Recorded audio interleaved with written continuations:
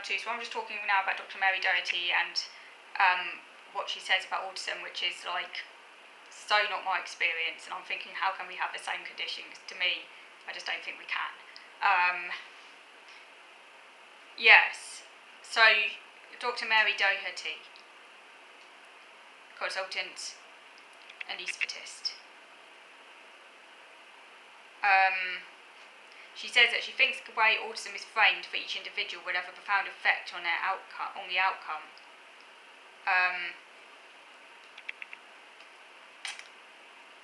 And she says that she talked about how the deficit model, in her view, perpetuates stigma, contributes to terrible mental health, and she believes that the neuroaffirmative approach is best.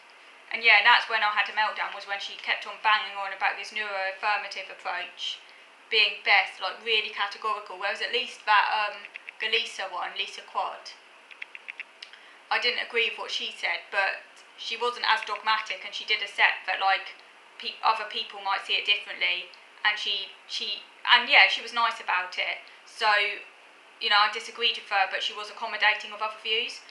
Whereas this one was just so incredibly dogmatic in her erroneous belief that neuroaffirmativity is the way forward for every single individual. I mean, if it's a way forward for her, I can't tell her it's not the way forward, because clearly she's doing pretty well in life. So, you know, it's also funny the way these people like want you to take them seriously and want them to understand how much they struggle. Well, at the same time, they say they wouldn't be doing what they were doing if they weren't autistic. It's like, okay, you know, that's a bit of a contradiction, because you're on the one hand saying that being autistic has got you where you are, which is like really high up, and I mean most non-autistic people wouldn't be able to get high up.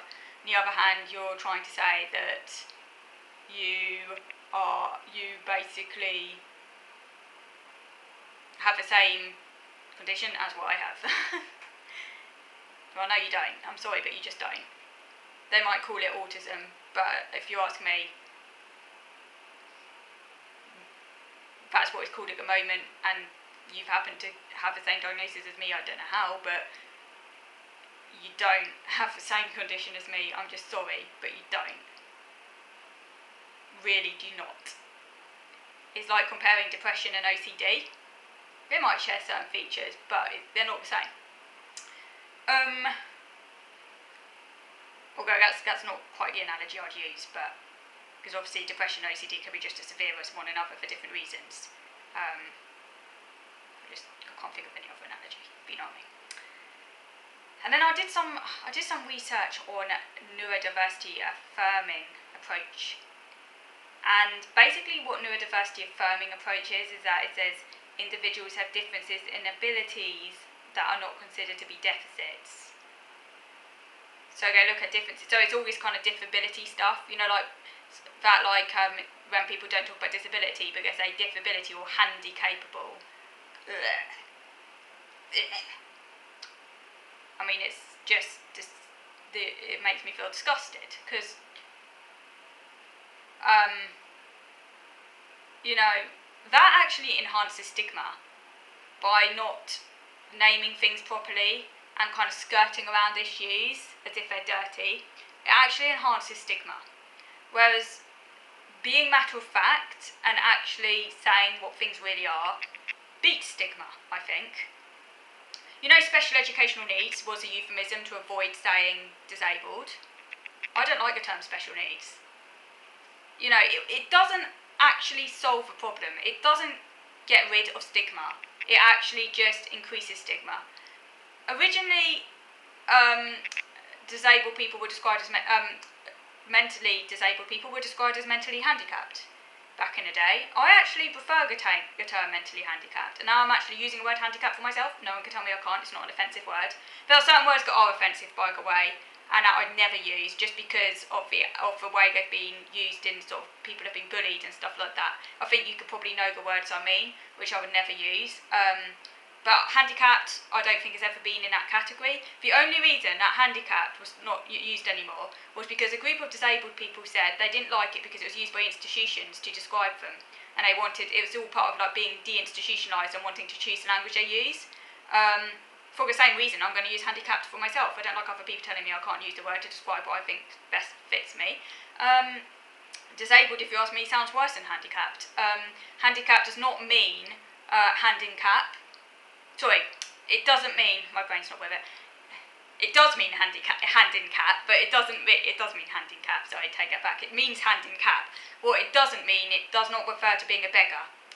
That's, people sometimes think it refers to being a beggar. It doesn't. It comes from horse racing, and you put the hand in the cap, handicap, to basically to equalise the chances of horses in a race. So that a horse that was seen as having an unfair disadvantage was handicapped, as in slowed down, given a burden, so that a burden was placed on it, so that it wouldn't run as fast, so that the race would be equalised. And then handicapped became used as a term to describe any burden a person might have that might slow them down in life, not just, say, a physical or mental impediment. You could be socially handicapped, you could be financially handicapped, you could be morally handicapped. There's those different ways you could be handicapped. So all it means is that you're slowed down. It doesn't. Whereas disability is far more negative. It's like you literally can't do certain things. And yeah, there are certain things I literally can't do. So in certain ways I'm disabled. But for the majority, I'm handicapped. I'm massively slowed down. I think handicapped is just a far better way of describing my issues, and I actually way prefer to disabled. And that's the word I'm going to use. I don't give a crap if other people think. At the end of the day, it's up to me how I describe myself. And and originally that's what it was called, mentally handicapped. You had you had mentally handicapped schools for the mentally handicapped. Later on, they came to be called schools for the disabled, and then for euphemistic treadmill, special needs. I hate the word special needs. And now you're not even allowed to talk about disability at all anymore, it seems.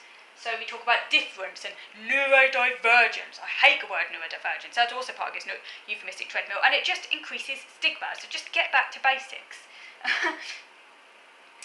So yeah, I don't like neurodiversity affirming stuff.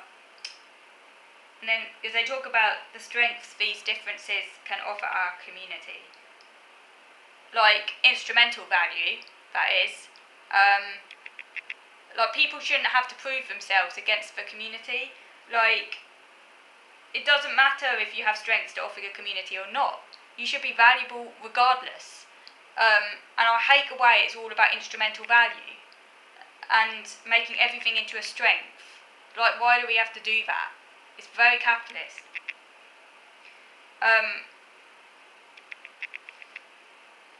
And it's also part of the neurodiversity affirming approach. They talk about double empathy. This idea that when people with different views of the world interact, they will struggle to empathise. That's true. I mean, I struggle to empathise with that Mary Doherty because she occupies such a different league to me, and I don't think she can empathise with me properly either. With a neuroaffirmativity approach, and like that in of itself, her dogmatism with that suggests lack of empathy for those who are like more disabled than she is. So yeah, clearly double empathy. Ironically, she talked about positionality, but she failed to understand her position as like this very privileged consultant anaesthetist with a job that like even a non-autistic person would struggle to attain. Most non-autistic people wouldn't be able to get that high. That's pretty high up. So obviously, like I come from a different position as her, someone who's never worked. I'm obviously going to see things very differently to her.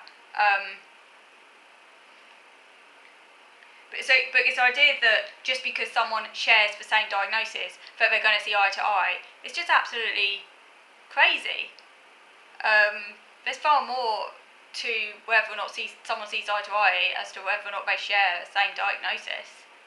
I actually have far more in common with people with learning disabilities than I do with people like her. Like when I say like people who actually, we might not have technically the same diagnosis, but like, you know what I mean? Like, it's where you are in life, I think. Like, I've never worked. I've literally been excluded so much from life. I can't relate to, it doesn't matter whether she's got the same diagnosis as me. I can't relate to that because it's not the life I'm inhabiting.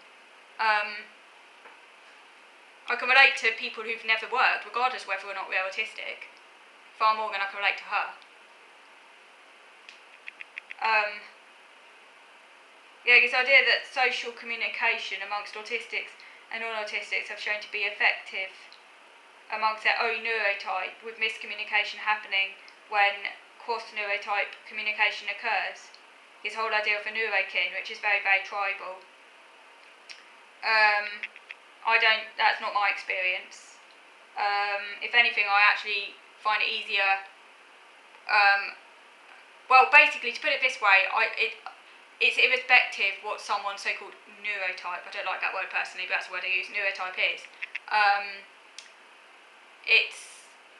To me, that's irrelevant as to whether or not I'm going to be able to communicate better with someone or not. It's a holistic thing. It very much depends on so many variables, personality, often I find so-called non-autistic people, I prefer that to neurotypical, non-autistic people, sometimes it could be a bit easier because you haven't got that, it's like a blind leading a blind situation, the other person can take the social stuff a bit better, so they can kind of carry it, if you like. But, I can't generalise at all. And then this whole neuroaffirmativity stuff, this whole idea that autistics have their own set of social skills that work perfectly well amongst their neurokin. That's not my experience. I struggle just as much in an autistic group as I do in any other group. I've got my social difficulties are very irrespective of who's in a group.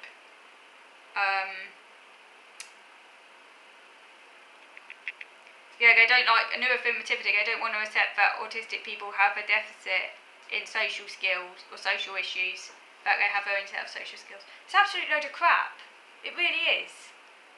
It's so trivialising about what autism is and how disabling it is and how it really does affect your ability to properly relate to other people. It's just so trivialising and offensive and toxic, and I absolutely hate it because it's lies. It's all lies.